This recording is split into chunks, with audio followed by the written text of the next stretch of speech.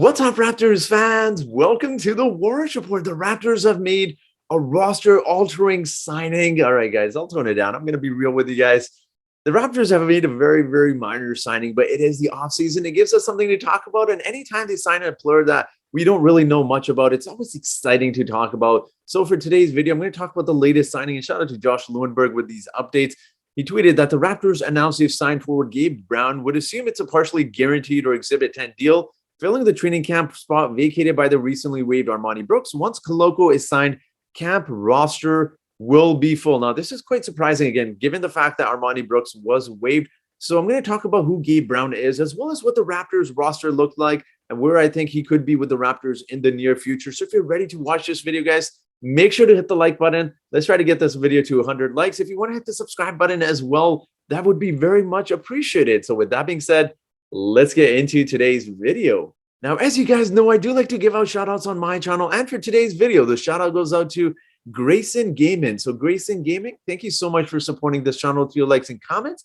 It is very much appreciated. Now let's talk about Gabe Brown, because obviously a lot of us fans, we don't know who Gabe Brown is. This was kind of a surprise signing, and obviously not a player many of us are familiar with. So Gabe Brown is an unsigned, undrafted player with the Raptors. No, this does not mean he's going to be the next Fred VanVleet. Not every unsigned or undrafted player is going to be the next Fred VanVleet, but just to kind of give you an idea who Gabe Brown is, he's listed at about, I forgot to put his height in there. Sorry, guys. I do apologize. I'm running on about 4 hours of sleep, but he's listed at about 6'7", 6'8". He's 22 years old. He's got a nice wingspan of 7 feet. We know the Raptors love those tall, switchable guys that are able to, that's got tall, lengthy arms, and obviously he happens to be one of them. The Raptors clearly have a type, and that is Gabe Brown. Again, 22 years old, still fairly on the young side. I mean, we drafted Malachi Flynn at 22. A lot of players get drafted at 22, still a very young player. He's listed at 210 pounds. Some websites have him at 205. Others have him listed at 215. He's listed as a small forward, but I think given his size and just the way the Raptors play, I think it's fairly safe to say that they're probably going to play him at the power forward position, maybe even center in the future. But obviously, this is the end of the roster deal, just to kind of really get the guys competing for those last few roster spots. But I also obviously want to touch upon Gabe Brown, and what he's capable of doing with the Toronto Raptors, and just kind of to give you a highlight of what he is on the offensive and defensive side of his game. Now, taking a look at Gabe Brown's statistics here, you'll notice his three-point shooting is something that really stands out. He slowly increases attempts per game throughout the seasons. He's had 4 seasons with Michigan State, and each season he slowly increased his attempts per game from 1.3 to 3.2, and his last season was 5.3 attempts. He's also really maintained a pretty good three-point percentage as well. As you take a look there, on 5.3 attempts per game, 38.2% is really good. And what I really want to see from three-point shooters is also the free throw percentage, which clearly is there. 89.4% is really impressive for someone who's listed at that size. Again, you always need good free throw shooters because it allows you to play some of these players at the end of the game. Now, he doesn't really do a lot of, besides, three-point shooting, he doesn't do a lot of, in terms of statistical wise anyways, he doesn't put up a lot of huge numbers that may be eye-popping. But in terms of what his game is like on the offensive side, I think he fits in so well with the Raptors. As I said, the Raptors clearly have a type, and that is Gabe Brown. He is really good in transition, and he fits in what the Raptors always do, which is run and gun. And of course, obviously on the offensive side, something he's really able to provide you is spacing. He's a great three-point shooter. He's a really solid catch and shoot three-point shooter. But what really impressed me about his game is he can dribble. He can create his own shot. He can dribble the ball, pull up for three-point shots, but also go and take those jump shots as well. He's actually got a pretty decent dribble game. He handles the balls quite a decent amount. And you'll see if you take a look at his highlights, I'm sure we've all seen it. You notice that he's able to dribble the ball. He goes past his defenders just to pull up for a nice jump shot. So he's really got that nice asset to his game. Just kind of gives you a lot more shooting in terms of what the Raptors clearly need. You can never have enough shooters. We saw what the Raptors bench looked like before we got Thaddeus Young. So again, he provides a lot of shooting in terms of attacking the basket. That is the big question that a lot of people want to know, because obviously we got Scotty Barnes, we have Pascal Siakam who are able to attack the basket, but Gabe Brown is also one who really does a good job of being physical. But also when you see him attacking the basket, he doesn't shy away from contact. He really absorbs that contact and finishes through contact, which is quite impressive. I mean, a lot of young players are they really shy away from, that physical contact. That is not Gabe Brown. So Gabe Brown, I think he's really good with his offensive game. He can hit those jump shots. He can hit the threes. He's good at catch and three. catch and shoot three-point shooters as well, which makes it really impressive. He's a left-handed, so he obviously looks a little bit different, but yeah, I think it looks pretty nice. His shot looks smooth. He's got a nice shot. He's also great at attacking the basket, but he's also got freakish athleticism.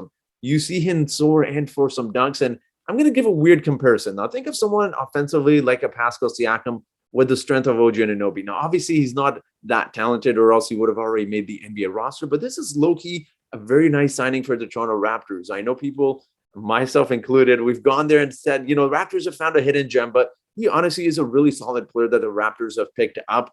Now, where do I see him with the future with the Toronto Raptors? I'm going to keep completely honest, guys. I'm not gonna hype up this signing. It's an end of the roster signing. Like, think of someone like a Yuta Watanabe, but more charged up offensively. He's also really athletic, which allows him to go in for some blocks. So think of a Pascal Siakam in terms of shot blocking. That's what he does. Like, he's not going to block a lot of shots for you, but he does get those ones where he's defending his defender, and he gets up for those, you know, fast, really quick blocks. So he's good at that.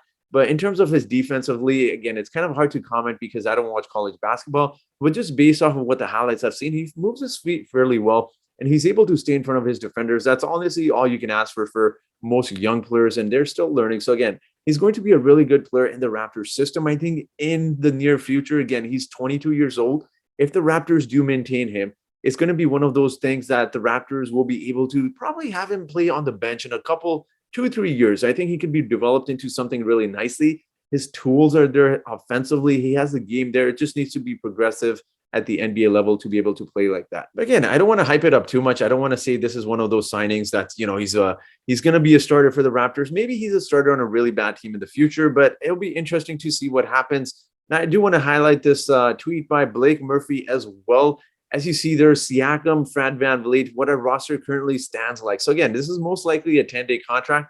The Raptors will look to attain him, most likely for a G League spot. He's very unlikely to make the roster. Never say never. And again, I don't want to say he can't be the next Fred VanVleet. I think he's going to be a really good bench player in the near future. That's just where I think his ceiling is. He definitely has some really good skill sets offensively, but this is where our roster currently stands. So we have Pascal Siakam, Fred VanVleet, Trent, OG Boucher, Thaddeus Young, Barnes Bursch, Otto Porter, Precious, and Flynn, and Koloko hopefully gets signed soon, which I don't doubt he will. And the battle for the 3 final roster spots. Wonko is fully guaranteed. I know I didn't drop a video on that. His contract is fully guaranteed, and Svi obviously as well. But Justin Champagnie, Delano Banton, DJ Wilson, and we got our 2-way guys in Ron Harper Jr. and Jeff Doughton. And then we got Exhibit 10, 905, Gabe Brown. That's 20. So our roster is completely full going into training camp. But I think he's going to be one of those guys that just really pushes some of these guys to play better. And he's just going to be one of those guys that really helps guys like Justin Champagnie really earn that last roster spot. So it's going to be very interesting. Again, 3 spots between 5 guys. As you see there I'll display this tweet again in front of you guys, but between I'm just going to say Bo Cruz, guys. I know you guys say his name isn't Bo Cruz. It's Bo Cruz from now on. Sweet Mikhailuk, Justin Champagnie, Delano Banton, DJ Wilson. So that's 5 guys fighting for 3 roster spots.